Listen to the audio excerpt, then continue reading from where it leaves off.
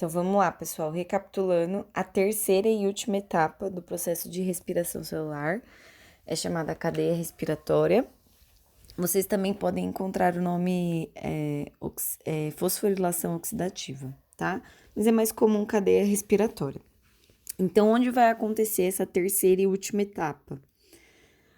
Na crista mitocondrial. Então, esse desenho aqui, ó, tá representando uma mitocôndria. E se vocês verem, tá vendo linhas tracejadas da parte de fora e fazendo um quadradinho na parte interna. A mitocôndria ela é uma organela que tem membranas externas e interna. O rosa mais escuro é uma membrana externa. E as bordas do rosa mais claro é a membrana interna. E essa membrana interna a gente chama de crista mitocondrial. Então, esse processo vai acontecer exatamente ali onde está o quadradinho que vem das linhas tracejadas. Então, primeiro eu tô mostrando para vocês o local onde acontece. Bom, nessa membrana interna, na crista da mitocôndria, vai acontecer um processo muito louco aqui, ó. Mas vamos lá. A imagem de baixo tá mais clara, eu peguei lá do livro texto de vocês. Então, olha só. Tá vendo aqui em azul, uma faixa azul escrito membrana interna? É exatamente a crista mitocondrial onde vai acontecer o processo. Na membrana interna da mitocôndria, a gente tem essas bolas. Peraí, falhou aqui, gente. Vamos lá. Erros técnicos. Na membrana interna, na crista da mitocôndria, a gente tem essas bolinhas azuis, bola grande mesmo, esse círculo grande, azul, que está representando as proteínas carreadoras. O que é proteína carreadora? É uma proteína que carrega algo.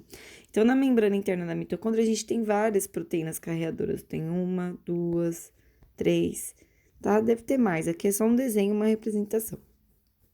E essas proteínas carreadoras, o que elas vão fazer? Elas vão carregar os elétrons. De onde vêm esses elétrons? Todos os elétrons que foram capturados pelo NAD+, lembra quando ele pega o NAD+, é uma molécula que pega elétrons hidrogênios, certo? Na hora que ele pega esses elétrons hidrogênios, ele se converte em NADH.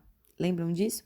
Então, vai vir várias moléculas aqui, ó, que tá em formato de estrelinha de NADH, cheio de elétrons capturados das outras etapas, glicólise e ciclo de Krebs, e vai soltar esses elétrons. Os elétrons estão representados pelas bolinhas vermelhas.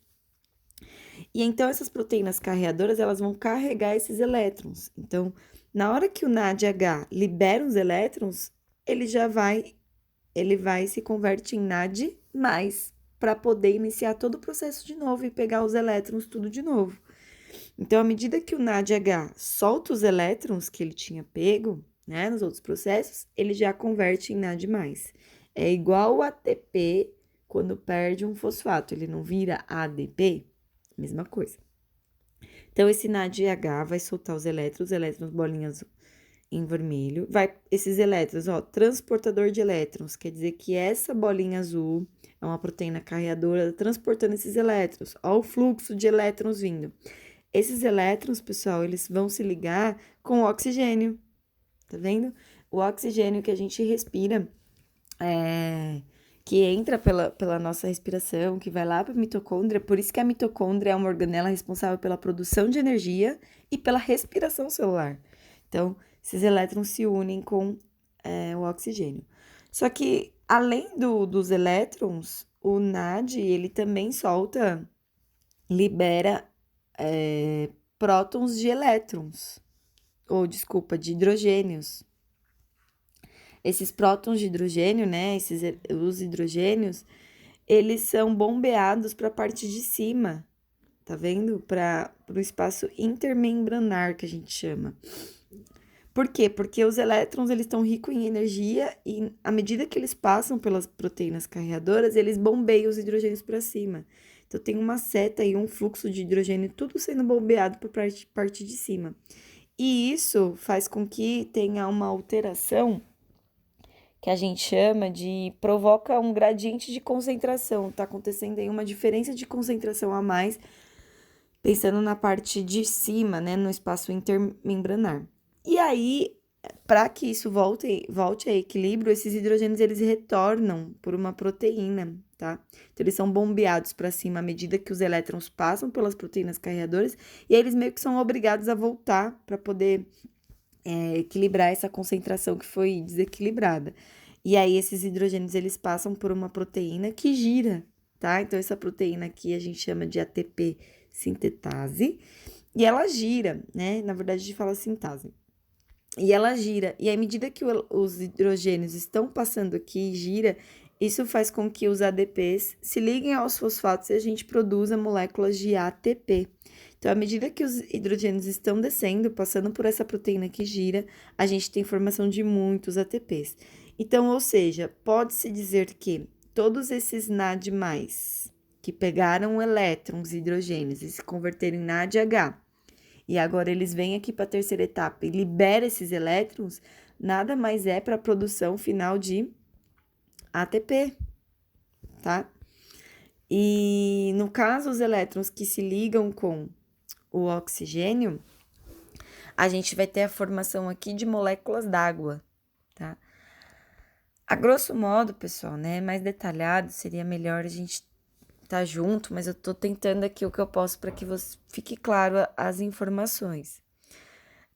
Um ponto principal é que os NAD, os FAD, que são moléculas que capturam elétrons e hidrogênios, eles vêm todos aqui para essa terceira etapa para liberar esses elétrons para a produção de ATP, tá? Então, a gente pode dizer que na terceira etapa, que é a cadeia respiratória, é a etapa em que mais produz ATPs. Por quê?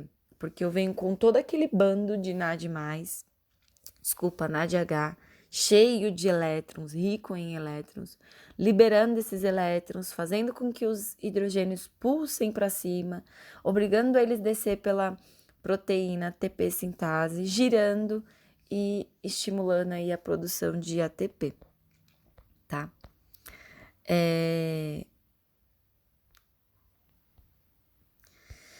Eu coloquei aqui uma imagem da Olga Benário, né? Um filme que eu gosto muito, em que no final ela morre de uma forma bem trágica, né? Na câmara de gás. E o interessante disso, pessoal, é que não tendo a entrada de oxigênio pelas nossas narinas até chegar nas células, não acontece a cadeia respiratória. Então, esses NADH aqui, cheio de elétrons, na hora que eles passam, os elétrons eles têm que se ligar com o oxigênio. E eles produzem água e obrigam os hidrogênios a irem para cima, descer girando pela proteína e formando ATP. Ou seja, se não tem a participação de oxigênio, a gente não consegue fazer essa etapa. E aí, no caso, essa pessoa não vai ter energia, ela vai chegar um momento em que ela vai morrer. Então, é só um paralelo aí com o filme. Então, ó, essa parte é mega importante, que é o saldo final de tudo. Glicólise, primeira etapa, aconteceu no citoplasma, tudo bem? Produziu 2 ATPs e 2 NADHs, foi o que produziu. Tudo bem, produziu piruvato. Piruvato é resultado da quebra da glicose, mas ele não vai entrar aqui porque ele não vai produzir ATP, né?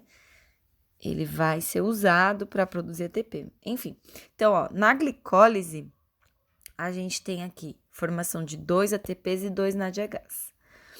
Esses 2 NADHs, quando eles vão para a cadeia respiratória, que eu escrevi aqui, cadeia respiratória, eles produzem 3 ATPs.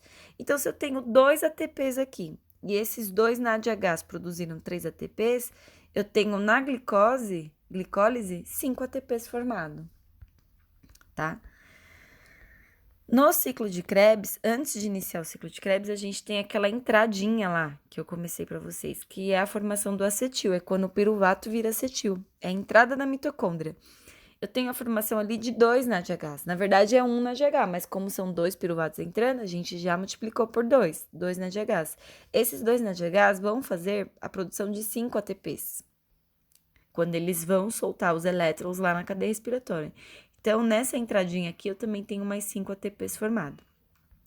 E no ciclo de Krebs, né, eu tenho aqui a produção de 2 ATPs, tá? Se vocês contarem lá no desenho, vai dar certinho. 2 NADHs e 2 FADH2. No ciclo de Krebs, de fato, produzido mesmo, eu só tenho 2 ATPs. Só que esses NADH e esses FADH2, quando eles liberam os elétrons, né, e os hidrogênios, eles também vão produzir ATP, lembra? Então, na cadeia respiratória, esses 6 NADHs vão produzir 15 ATPs e esses 2 FADH2 vai produzir 3 ATPs. Então, 15 mais 3, 18, mais 2 que foi produzido de fato, 20.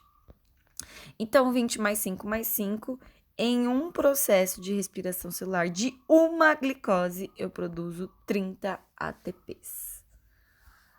Tá bom, pessoal?